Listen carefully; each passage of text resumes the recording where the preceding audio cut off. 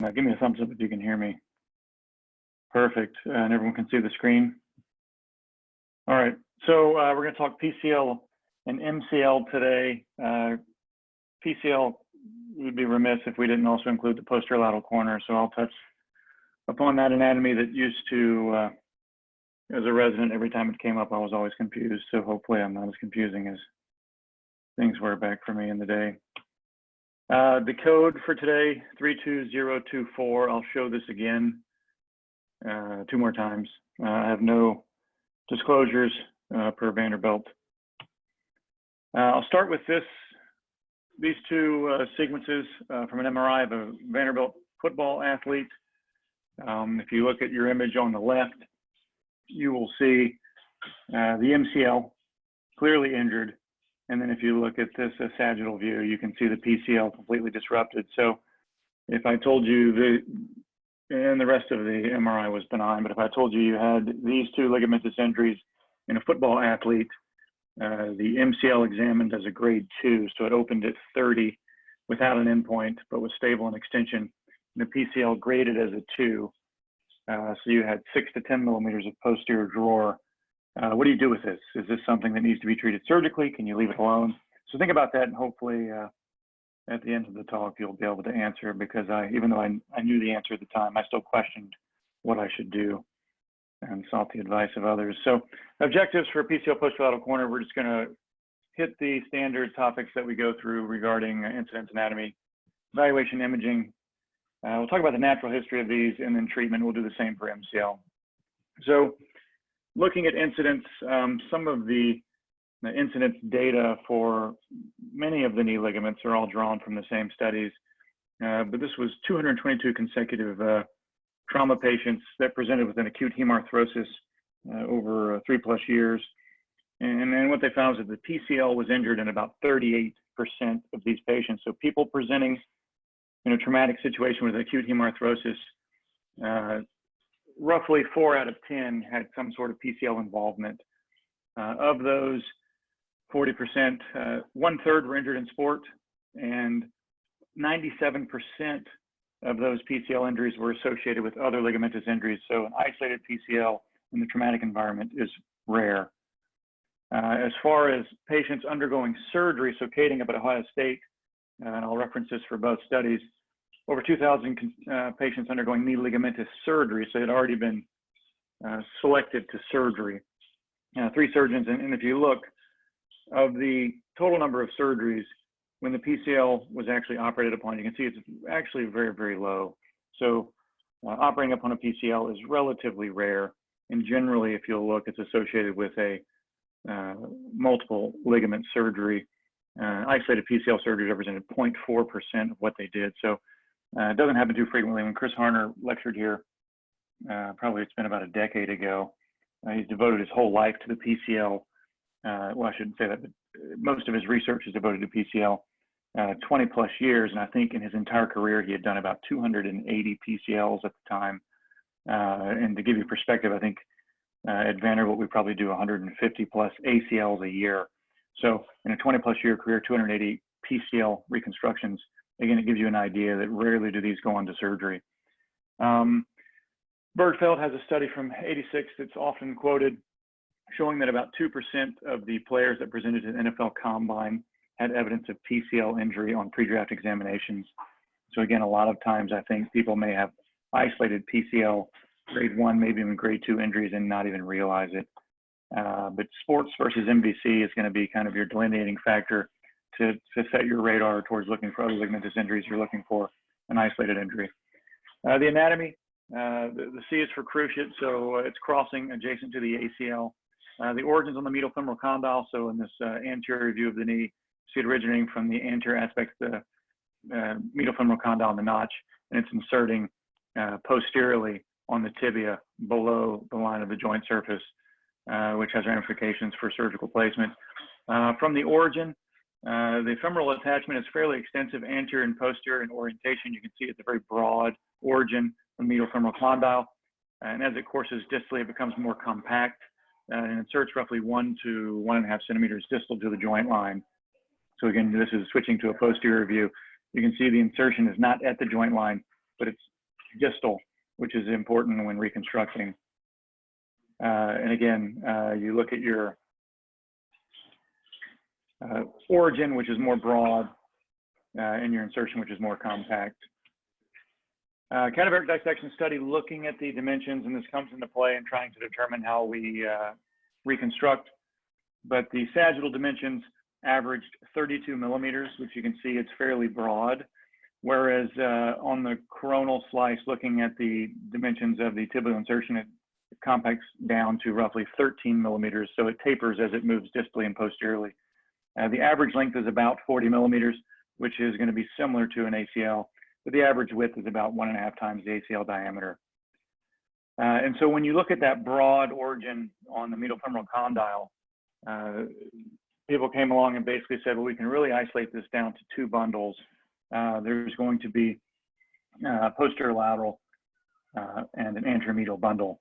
They have different insertion and sites, different size, different structural properties, and different tensioning patterns, which I'll touch upon. So the nomenclature refers to the location of the femoral insertion to the tibial insertion, so anterolateral and posteromedial.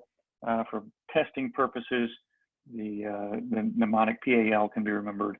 The PCL has an anterolateral bundle, as opposed to APL, Apple, the ACL has a posterolateral bundle. So again, the anterolateral bundle is going to be the main focus for most of your reconstructions. Those fibers are the most non-isometric. They're tight between 30 and 90 degrees, and they're stronger than the posteromedial fibers, which are more isometric. They're tighter in extension and overall weaker in load to failure. Again, much like the ACL, narrowing it down to 2 bundles by some is considered oversimplification. And again, to give you an idea, with the leg flexed, the anterolateral bundle is going to be more predominant, and in the extended leg, the posteromedial bundle is a little more dominant for trying to prevent posterior translation. When it comes to actually reconstructing these, again, I talked about the broad origin. This is from joints data, so thus these are arthritic knees and somewhat skewed. But basically, the anterolateral bundle originated at a site 13 millimeters inferior and 13 millimeters posterior to the cartilage intercondylar wall and intercondylar roof interfaces, which can give you a reference point for reconstructing and drilling, whereas the posteromedial bundle was a little bit more, depending on your orientation, inferior and slightly more anterior, again, depending on the orientation of the distal femur when you use those directions. But this was fairly constant in origin. And so when you look at that, it's broad. And as it comes more distally, the anterolateral bundle inserts a little bit more proximally. And so again, when you're reconstructing, that makes life a little bit easier because it's harder to get down here and you increase the risk of neurovascular injury when you're dissecting. And again, if you're looking with a camera and performing arthroscopy, to the left of the image is the anterior knee joint. So you drive your camera in, you have about a 30-degree angle of your camera most of the time. And you can see you really have to get inferiorly in order to recreate that insertion on the tibia. The tendency is to place it up here where it's a little bit easier, but you really have to get posteriorly and inferiorly in the joint where the neurovascular bundle is more tethered. So risk of neurovascular injury is increased, obviously, as you dissect more. The meniscofemoral ligaments, you'll hear about the ligaments of Humphrey and Risberg. These are originating from the posterior horn of the lateral meniscus and inserting on the femur. Humphrey passes anterior to the PCL, Risberg passes posterior to the PCL. And you can oftentimes identify these, especially at arthroscopy, when you identify the root of the posterior horn of the lateral meniscus. 93% of the knees in this cadaveric dissection study contained at least one of the ligaments. And as patients were younger, they were more likely to have both ligaments present. Here you can see Humphrey coursing, again, from the lateral meniscus anterior to the PCL. This is an anterior view of the joint. And then if we switch to a posterior view of the joint, again, you can see a more robust ligament of Risberg here, coursing from the posterior horn of the lateral meniscus over posterior to the PCL. What about the blood supply? It's the middle geniculate artery, and you can see it comes off your popliteal and makes roughly 2 turns, and then it gets the bulk of the PCL. The lower portion is partially supplied by the inferior geniculate artery. What about anatomic studies? So to figure out what we're doing surgically or how to treat these, we need to know what the structures do. So the posterolateral corner, which is this kind of bizarre structure that I always had a hard time grasping. There's many things back there that are named and that you hear about and you're not really sure what they do and they're not always present. But you can see in blue there, these are the ones that you need to focus upon and the ones upon which most of our treatment is dedicated to restoring. And I'll touch on these one at a time. When you start palpating the lateral knee, you're going to find your lateral epicondyle, which is generally palpable.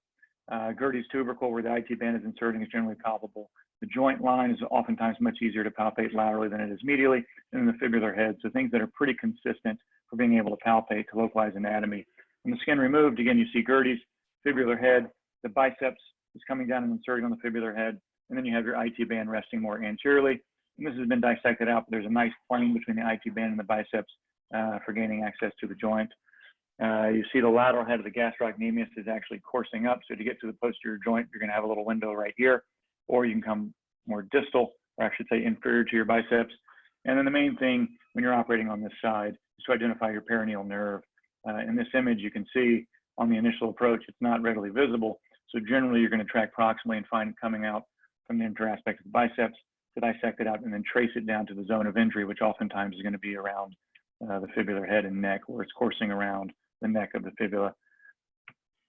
The popliteus is another one of these strange tendons and muscle units that we don't think about too much.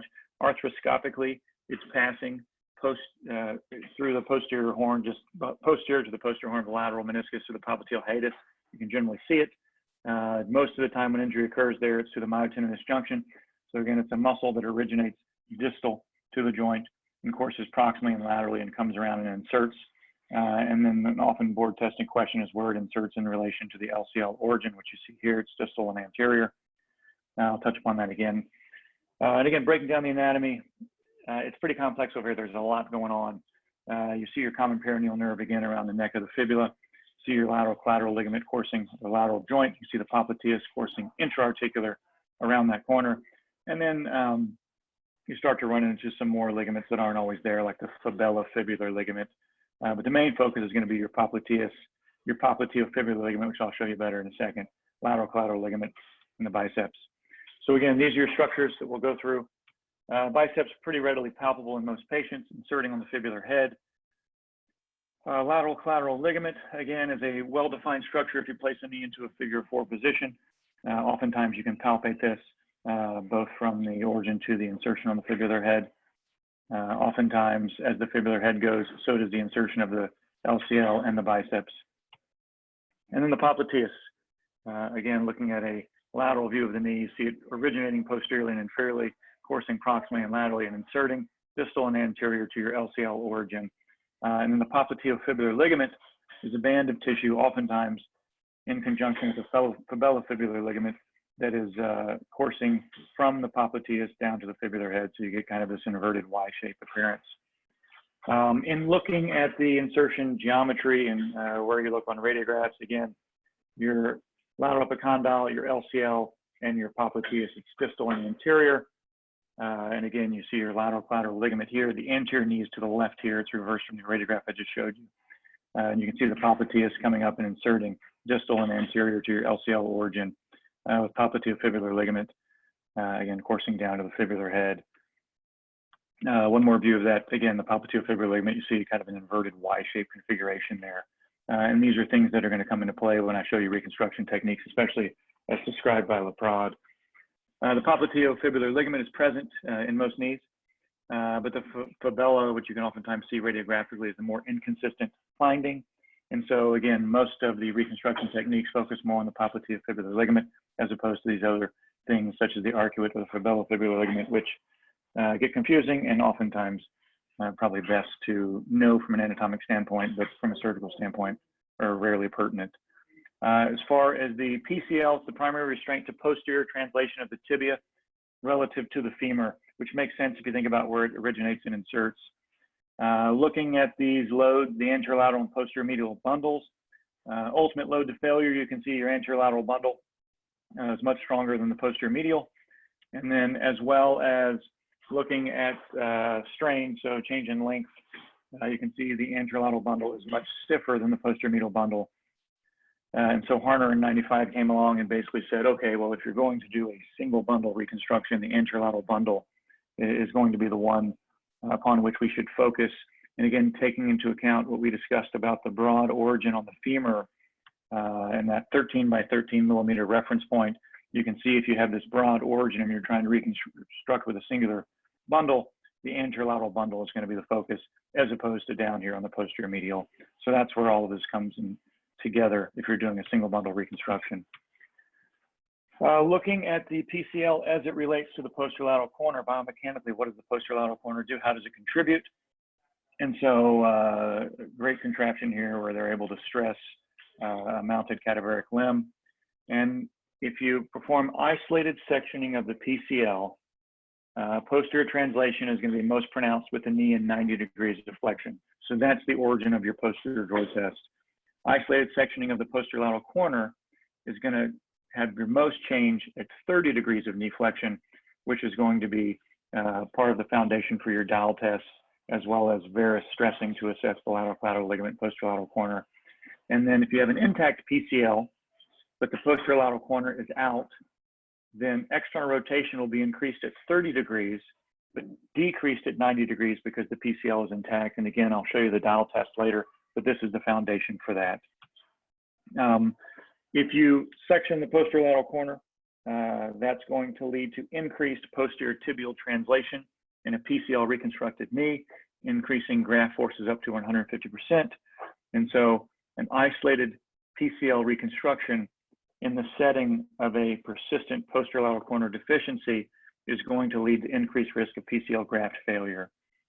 And then again, similarly, if you section the posterolateral corner, a separate study by Laprade in 2002 to mirror what Harner found, reconstruct PCL, leave the posterolateral corner out, and you're going to see significantly higher graft forces in your PCL, both with varus loading as well as with external rotation and posterior stressing.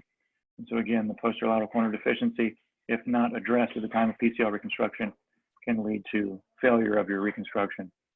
So in summary, the PCL is the primary restraint to posterior translation of the tibia in relation to the femur, especially at 90 degrees. If the PCL is lost, then you can see up to 15 to 20 millimeters of increased posterior translation. The PCL is the secondary restraint to external rotation in a flexed knee, especially at 90 degrees. Posterolateral corner, looking at those structures that we named, mainly the LCL popliteofibular ligament and the popliteus tendon and muscle belly. When you're loading them to failure, what you'll see is the popliteus was the most robust. The LCL and popliteofibular ligament were comparable. And the cross-sectional area sequentially increased from LCL to PFL to popliteus. So the load to failure correlates with their cross-sectional area, especially as the popliteus relates to the other two.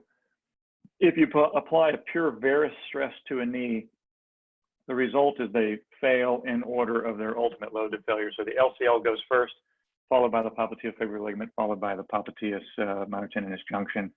And again, as you increase your force, the displacement, LCL first, then PFL, then the popliteus muscle belly.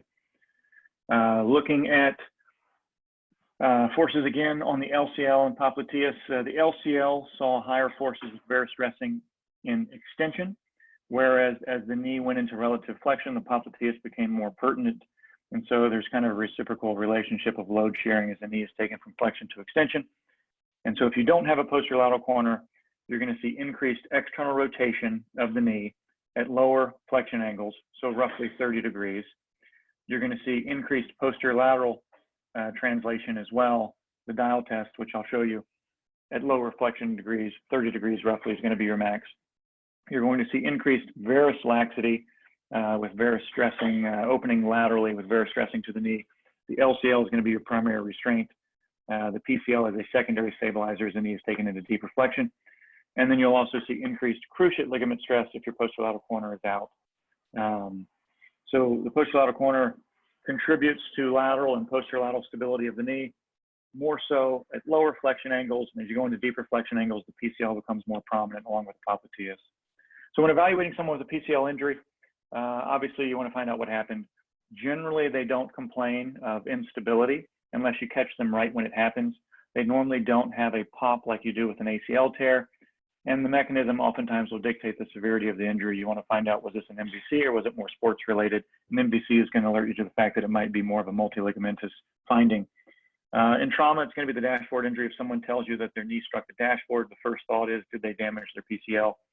And then if an athlete falls onto a flexed knee with a plantar flexed foot, that's the question you're going to get on your boards for more likely to be a PCL injury. Whereas if they fall onto a dorsiflexed foot and hit the front of their knee, that's more likely to have a patella fracture. And I love keeping this in every year. This was, when I was in training, this was the image to alert us to the fact that number 32 here might have a PCL injury. No one really cared about what was happening to number 1's head. I don't think this is truly going to be the mechanism, but you'll likely find number 1 with a severe concussion. Chronic injuries. Patients may complain of decreasing knee function over time. They can have a vague and aching pain, mainly patellofemoral and medial compartments, which see more load in a deficient PCL. And instability is oftentimes associated when they're descending declines, especially if the posterolateral corner is out. That's when they may tell you that the knee feels unstable. You're looking for any type of contusions on the anterior tibia. Posterior drawer is going to be the mainstay of your exam. And there's several ways of grading this, but generally grading it as a 1, 2, or 3 is going to correlate with the anterior tibia approximately being anterior to your medial, or excuse me, to your femoral condyles. That's going to be some sort of a grade 1. If it's resting flush, that's going to be a grade 2. And if it's resting posterior, when looking at it from a sagittal view, that's going to be your grade 3. And that's pretty universal for how the nomenclature is used to grade these injuries. And again, symmetric offset to the contralateral knee, you always want to look at the contralateral side to determine whether the PCL is,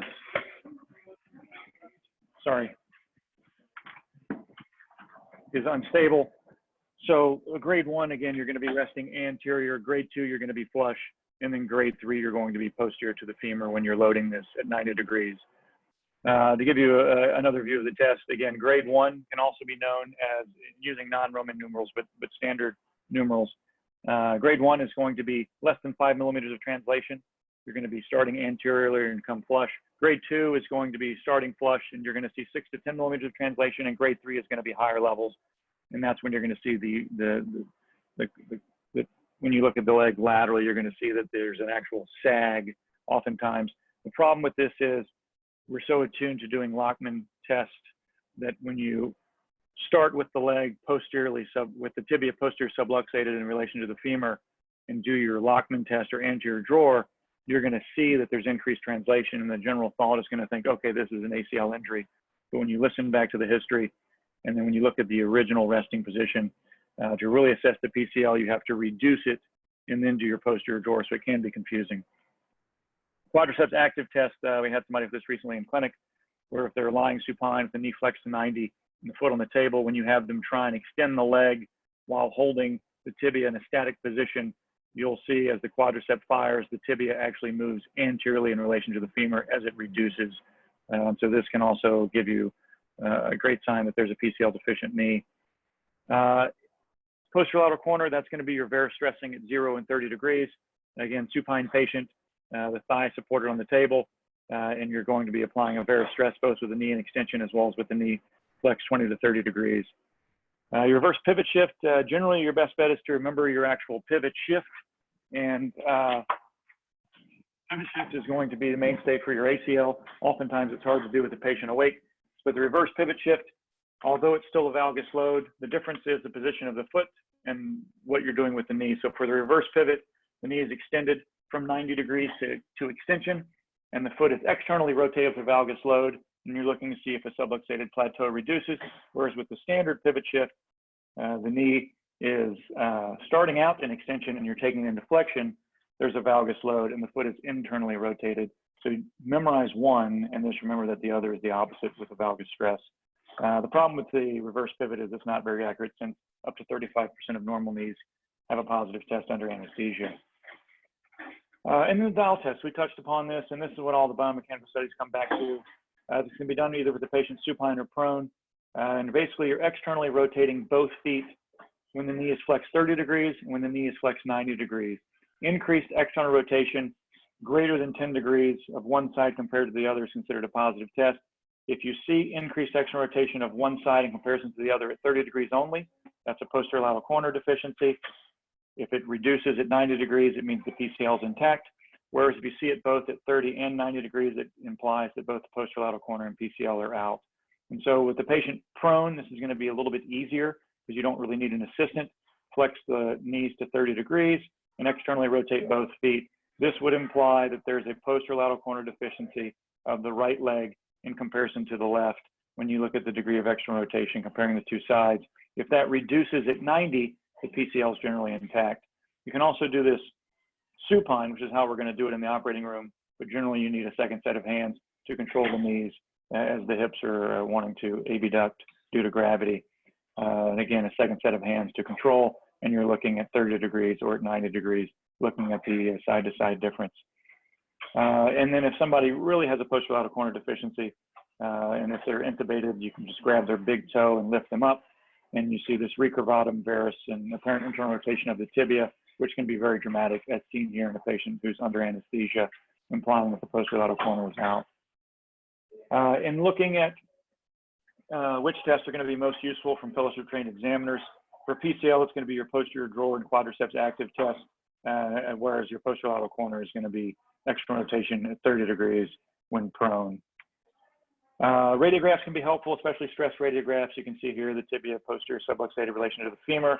MRI is going to be the mainstay, though. It approaches 100% sensitivity and specificity for PCL injuries. And what you're looking for is the status of the PCL as it courses in here. Normally, the PCL is more robust and darker on your T1 and fat side weighted images.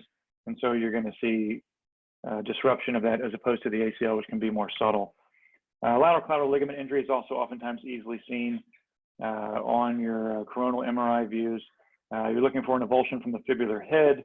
You're looking for a fibular head fracture. If you see that, make sure you always examine the foot to make sure they don't have a foot drop, because there's a higher correlation with common peroneal nerve injury with fibular head avulsion fractures. And obviously can be injured on the femoral or the fibular side. The arcuate sign is when you see the fibular head avulsed and retracted. Again, this is a setting where you really want to make sure from the get-go that you're examining the foot to look for a foot drop or sensation on the dorsum of the foot to imply common peroneal nerve injury. And then the popliteus is less commonly injured. Normally, you're able to follow it around popliteus, muscle belly, up to the tendon as it courses around and inserts. Oftentimes, you have to follow it in several sequential sequences. Here you can see an avulsion. Here you can see more of a myotendinous junction injury. So as far as PCLs, how do we treat these in posterolateral corners? Well, there aren't many great natural history studies out there. You have to be prospective. You can't have selection bias, objective diagnostic criteria and documentation. And so, and you need long-term follow-up. So there's not a lot of great natural history studies, but many of the studies, especially surrounding PCL, show the same thing. And so kind of taking us through some more historic studies, Bergfelds followed these people for 6 years, 25 isolated PCL injuries, and they found that roughly they were back at sports at 6 weeks. 70% of them were at their pre-injury level at that time. But the main finding was that the degree of laxity on exam did not correlate with patient satisfaction or ability to return to sports, which is counterintuitive because that's what we think about from an ACL standpoint. If the knee is stable, they'll be okay. If the knee is unstable, they're not. PCL is different. The degree of laxity doesn't seem to correlate with patient satisfaction. Quadriceps strength is what appeared to correlate. So for patients that returned to sport and were happy, they all had symmetric quadriceps strength. And for those that tried to return to sport and were unhappy, they all had less than contralateral quadriceps strength. These patients, again, isolated PCL injuries, they all returned, followed up for 2.5 years, all returned to sport. And again, the takeaway from this is their degree of function was not correlated with the objective stability on exam. So grade 1 versus 2 did not correlate with satisfaction. Following the patients for a little bit longer, using patient reported outcomes, IKDC or the modified noise, greater laxity again did not correlate with patient satisfaction. So they had higher laxity. It did not mean worse subjective outcomes. And more importantly, over time, the mean scores did not decrease. When people had an isolated PCL injury, they generally did better than when they had a multi-ligamentous knee injury, which again makes common sense, which was found in this study from Core from the 80s. And then looking at symptomatic patients over time, they found that as time passed, there was a higher degree of both chondral and meniscal injury. And the chondral injury is mainly in the patellofemoral and the medial compartments. And so basically, if you see someone with a PCL injury, what you can tell them is over time, their satisfaction is going to correlate with their quadriceps strength, not their degree of laxity. That's generally going to be maintained over time, and they're at higher risk for possible medial compartment patellofemoral arthritic or meniscal changes over time. Keep in mind that sometimes with multiligamentous knees, in a study by Noyes, he found that of patients that had ACL graft failure, roughly 1 in 4 in this level 4 study had missed posterolateral corner injuries. And so the true natural history is not well defined, but again, there's minimal short-term functional instability. They generally return to sport, focus heavily on quad strength, don't worry so much about their degree of instability on exam. Take into account age, activity level, whether they can tolerate symptoms of some mild instability. So oftentimes we see this in our football linemen, they fall onto their knee and they can tolerate instability a little bit better than some of our more fleet of foot athletes who are cutting and pivoting and running around in the backfield and downfield. You're going to focus on bracing and rehab, and you want to set the expectations early. You're looking at the degree of posterior laxity in terms of immobilization or bracing. You're looking for associated injuries, presence of an effusion to determine whether to get an MRI, and also the location of injuries can determine how we treat these. As far as how to treat these, there are many ways to do this surgically. I won't go too far into this for purposes of this audience. But basically, you've got to think about graft choice. You have to think about risk associated with surgery. Is it worth it? How are you going to rehab them post-operatively? Are they prepared for that? Are you going to do single versus double bundle? And then how will you do your reconstruction? You hear people talk about the killer turn. It's when you're doing a transtibial tunnel and the graft has to come up and around the corner and then insert, as opposed to tibial inlay, which is when you have to flip the patient and actually put a bone block posteriorly, but it's 2 incisions and flipping the patient in the middle of surgery. So in general, non-operative treatment is going to be for isolated PCL injuries with no associated ligamentous injuries or meniscal injuries. They have a non-displaced osseous avulsion. They have open physes, potential for healing is better. And if they have a grade 1 or 2 with minimal symptoms. Operative indications, if you do have a large displaced osseous avulsion, if you have combined ligamentous injuries, if there's some sort of extensor mechanism disruption in conjunction with your PCL, or obviously if there's neurovascular compromise, that's going to indicate a higher degree of laxity was present. An algorithm, which I still find to be accurate, grade 1 and 2, relative rest is defined by bracing and rehab. Oftentimes they can be back at sport faster than 4 to 6 weeks, especially if they're in a position that doesn't involve as much running. Whereas if you have a grade 3 injury, you're going to look at a period of immobilization or even possibly considering surgery. And for combined multiligamentous injuries, you catch them acutely. A lot of times people will talk about repairing your posterolateral corner and addressing the PCL at the same time if it's not repairable. I'll touch upon that in a second, a systematic review. And again, this is going to be very similar. For grade 3s, consider surgery. For grade 1 and 2, you're going to focus on treatment that is very quad heavy. So as the quad is firing and as the resting tone is higher, it's going to minimize subluxation of the tibia in relation to the femur. And you're generally going to avoid hamstrings early on, because if you're firing the hamstrings, it's going to try and recreate that posterior translation and limit possibly some of your stability with healing. And for chronic injuries, again, very similar, other than you're going to be reconstructing your posterolateral corner as opposed to repairing it. As far as non-operative treatment goes, a period of immobilization possibly, or just go straight to a custom PCL brace, depending on how quickly you can get it, and protected weight bearing with early range of motion with an emphasis on the quadriceps, and again, limit your hamstring. The majority are going to return to sport at the same level. Laxity generally does not correlate with function and pain, and grade 1 and 2 injuries generally have benign clinical course. As far as operative injury, again, grade 3+ or multiligamentous injuries The goal of surgery is to take someone with a grade 3 PCL, and when all is said and done, if they wind up with a grade 1 after surgery, you're generally happy. So again, that degree of laxity doesn't always correlate with outcome. And again, these are things you have to consider surgically and how you're going to do things. The mainstay is going to be utilizing fluoroscopy to make sure that you're getting far enough distal and posterior in the joint so that you can recreate that anterolateral insertion on the tibia. The tendency is to err more proximally, which is going to biomechanically not work as well. Single bundle is generally what I do. Double bundle, a lot of people advocate for that. Generally, the kinematics are going to be better, much like with an ACL double bundle, but that doesn't really necessarily correlate to clinical outcomes. The transtibial technique, oftentimes I'm going to be doing something similar to this, where you have to come out posteriorly and the graft has to turn the corner. The concern is that there can be abrasion here over time, leading to graft failure. And the posterior inlay alleviates the need for that. However, you have to work posteriorly, flip the patient, work anteriorly, so you're flipping the patient mid-surgery, so it increases both the neurovascular risk by approaching it posteriorly, as well as the technical difficulty of the surgery.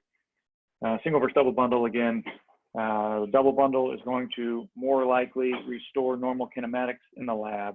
So your intact PCL is inferiorly here, PCL deficient knee here, so you can see the degree of posterior translation with increasing flexion, maximal at 90 degrees, and then your double bundle versus single bundle. The transtibial technique, double bundle is superior, but with your tibial inlay fixation, there's no difference between double versus single bundle.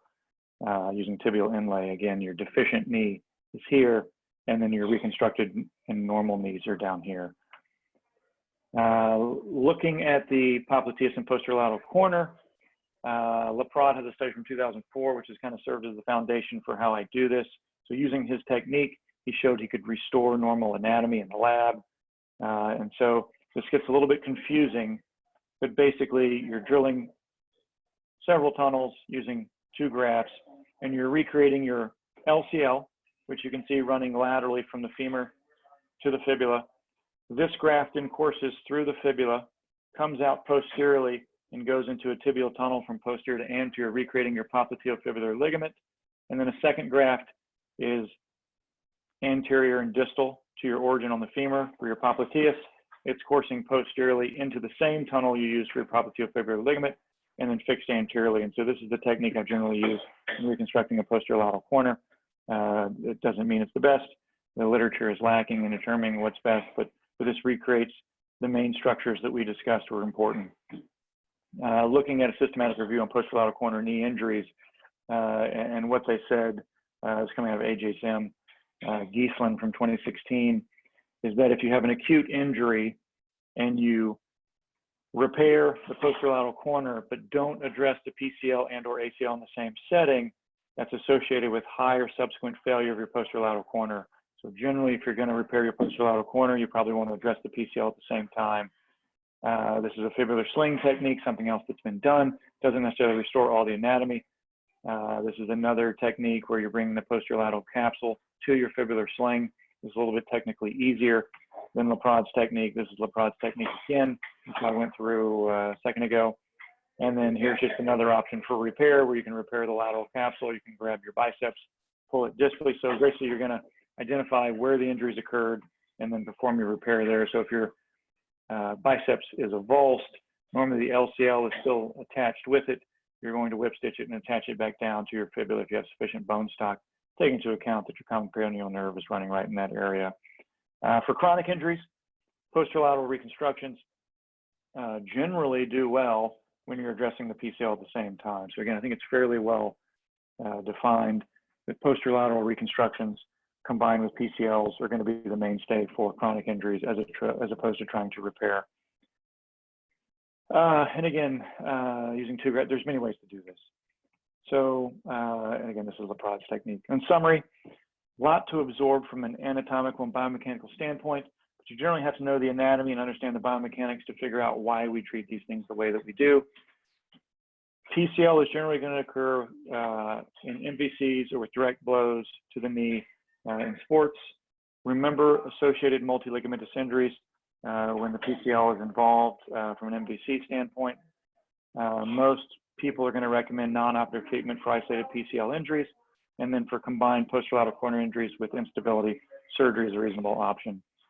And that posterolateral corner, remember the lateral collateral ligament, the popliteus and popliteofibular ligament in surgery, and the biceps is important as well. So that's PCL. That's a lot to absorb. Questions? Anyone for PCL?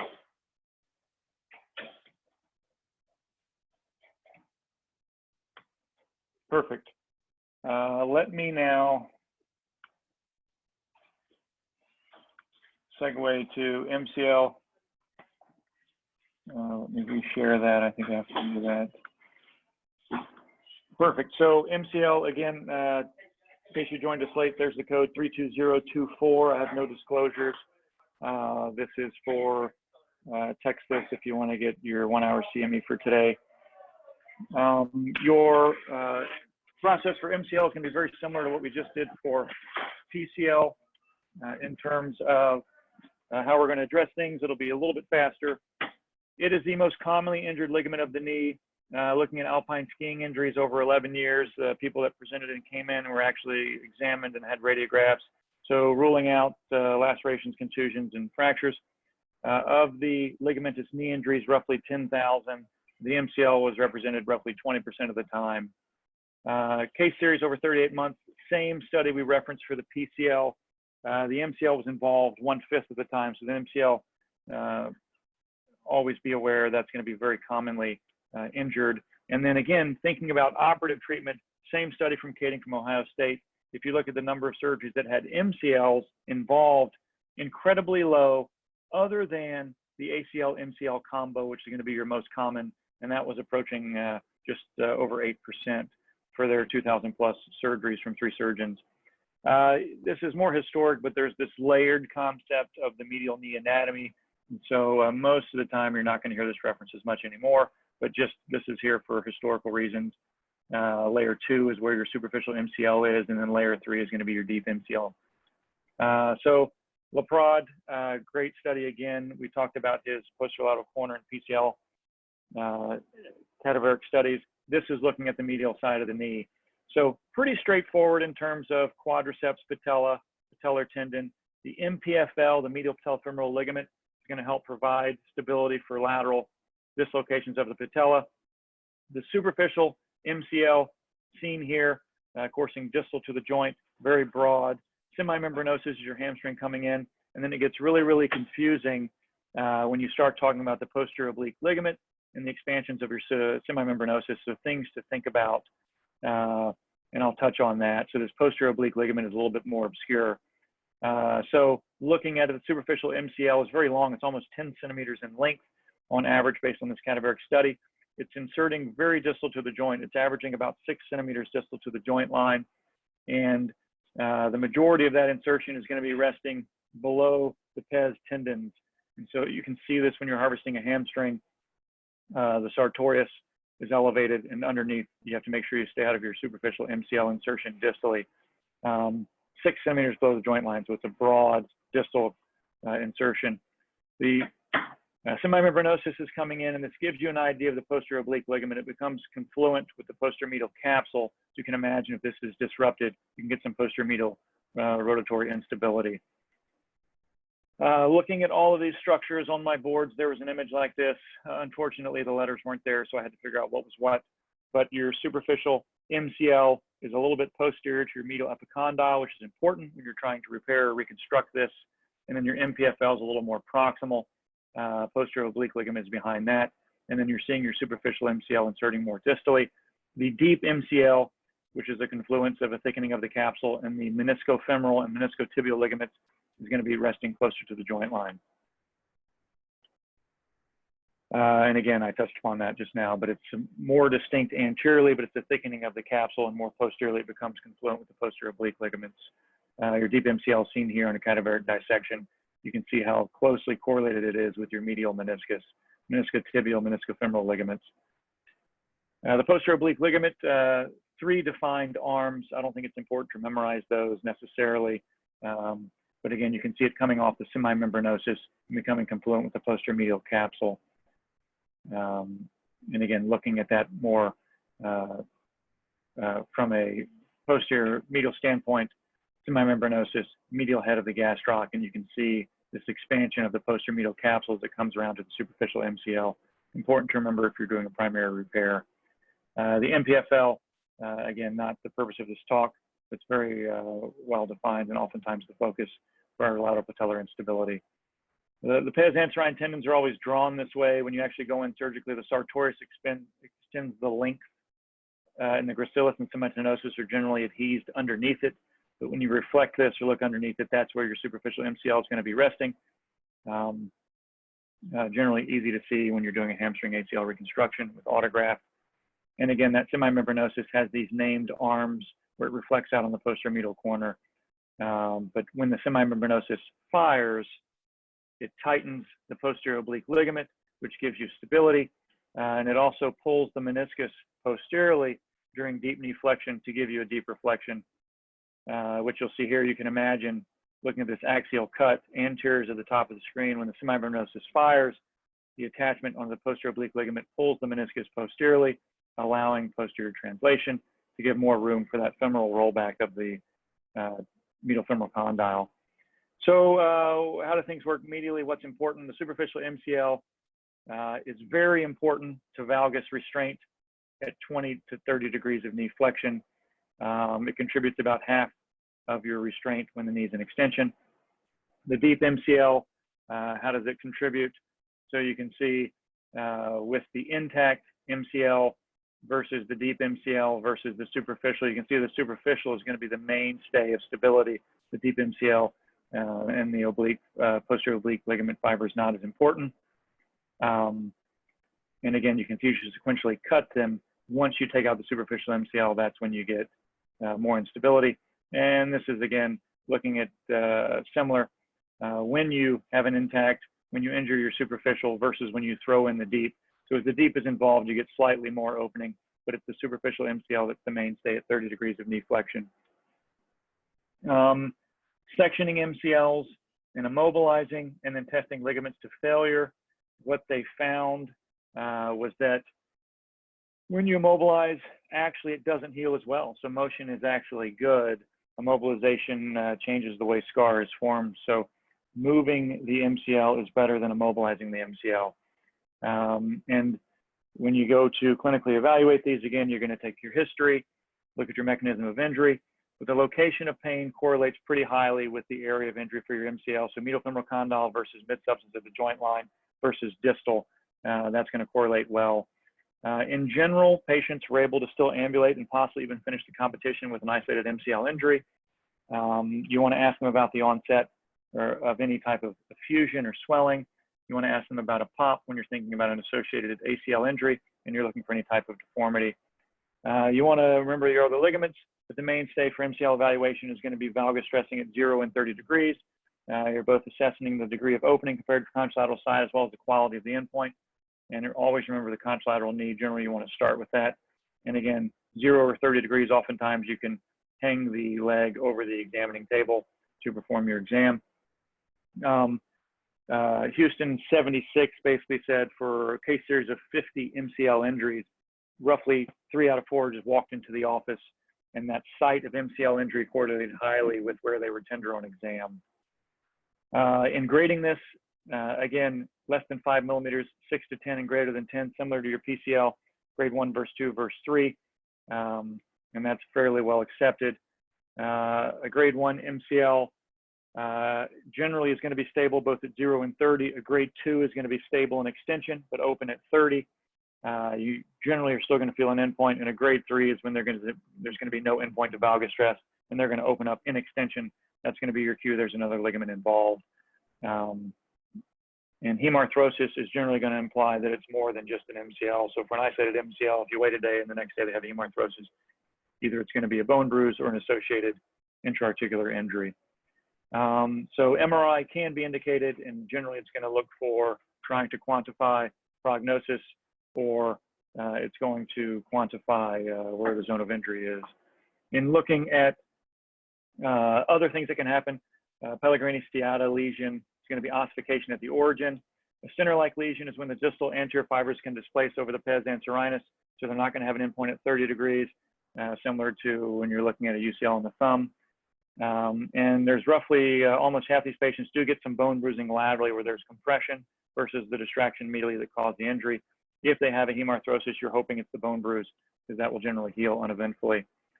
Imaging, combined MCL and ACLs are going to be unstable both in extension and flexion. And they took these patients and they basically had combined injuries. They braced them for 6 weeks. They looked at MRI and then they performed surgery. And they found that after ACL reconstruction, if there was a greater than 4 millimeter side-to-side difference, they did an MCL repair. Otherwise, they left it alone, followed them for 5 years. And they found that most patients did well. No differences between the patients that they left alone or that they reconstructed or repaired the MCL. And so the one thing that correlated with how they did medially on exam, when they had a proximal injury, they did better in regaining stability when they operated upon it, whereas with a distal injury, they did not regain stability, and more of them needed surgery. So for proximal MCL injuries, in general, they're going to regain stability if you brace them and wait. For the distal injuries, oftentimes those are the ones that are going to wind up needing some sort of surgical stabilization. And you can see a clear difference between a proximal injury here versus a more diffuse injury that extends distally. The unhappy triad is ACL, MCL, medial meniscus. So in looking at how the evolution of MCL treatment has occurred, O'Donoghue, 1950, came along and said, how can we figure out who's going to do well when we immobilize them with a cast? So he recommended early surgery of the ACL and MCL. And at that time said, if you fix the ACL, it doesn't add very much time. That's back when they were repairing. And this started the trend towards operative treatment of MCL injuries. 1974, they came along and said, okay, professional football players with MCL injuries, criteria for success in these 98 athletes was return to play. And they found that non-operative treatment, if they didn't have a cushioned endpoint at 30 degrees, 98% of them did well. And when they did surgery, roughly 3 out of 4 did well. So they found, okay, well, maybe surgery is not needed for all of these MCLs. In 78, a case series of 265 patients. And again, they graded the lesions as noted here, which is still similar to what we do now. They treated them with plaster immobilization initially. The higher the grade, the longer they immobilized. And they found that people treated without surgery did just as well as those treated with surgery. When they had multi-ligament injuries, they did worse. And when there was a grade 3, most of the time, something else was involved, most commonly the ACL. And so they came along and said, well, if there's an isolated MCL, perhaps this should be treated differently than if there's an MCL, ACL. And you can see the numbers here. Isolated MCL is much more commonly favored, less laxity on exam, whereas when they had a mixed injury, more laxity on exam. Isolated grade 1 MCLs were the most common.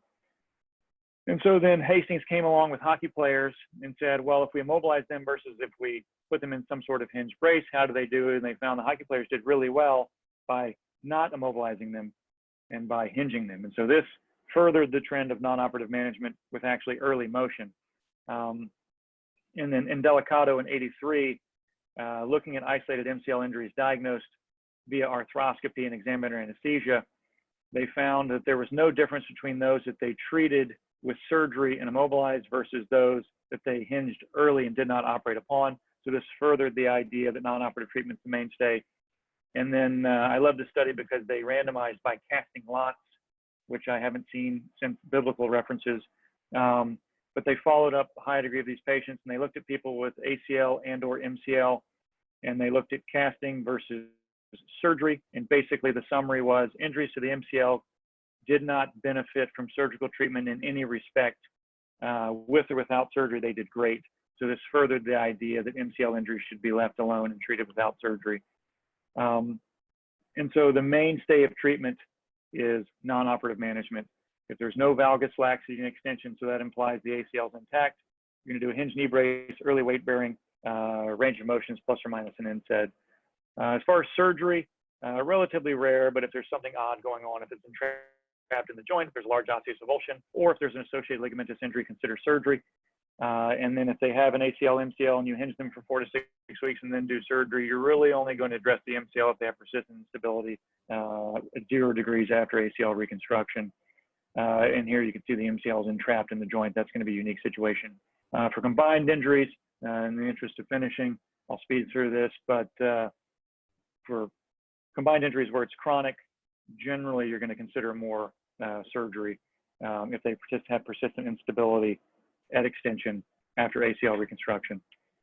For surgical treatment, either repair or reconstruction, you can generally address both, but you need to remember the anatomy for the origin, and then you can reconstruct with some sort of graft, keeping in mind that the superficial MCL is fairly distal to the joint. So in summary of the MCL, more commonly treated non-surgically, more commonly seen in clinic than a PCL, understanding the anatomy and the biomechanics and the historical evolution of treatment, which has led to how we treat them currently with non-operative management, I think is very important. So to come back to that bandy athlete, so MRI, this MCL does not look good. You can see that there's a distal component. It appears that it's almost retracted proximally like a rubber band. The PCL is completely torn. Always come back to your exam. So we had a grade 2 MCL and exam, if you recall what I told you, had a grade 2 PCL and exam, so treated non-operatively, returned to sport that season, played the following year in a brace, and this year I noticed he was playing without a brace, which was a source of concern, but anyway, I think he ultimately was isolated for coronavirus, so that solved that problem. So again, here's the code, 320224. I think we're finishing on time. Sorry to run through that, but it's a topic that is broad to cover both of those. So what questions can I answer for anyone? Hey, Charlie, could you speak to whether there's any evidence regarding MCL braces with 2 straps above and below the knee versus 1 strap versus a single hinge, or is there that information out there? No, I don't think so. There's nothing good out there on that. So I think you're going to see more case series. I do not have any specific knowledge of that other than just using a standard off-the-shelf Playmaker, which is a double upright hinge brace with Velcro straps. In my own clinical practice, never had an issue with just using that. I have not found a need for a custom MCL brace for a standard person coming in off the street. But as far as the number of straps or number of hinges, I haven't seen any difference. Thanks.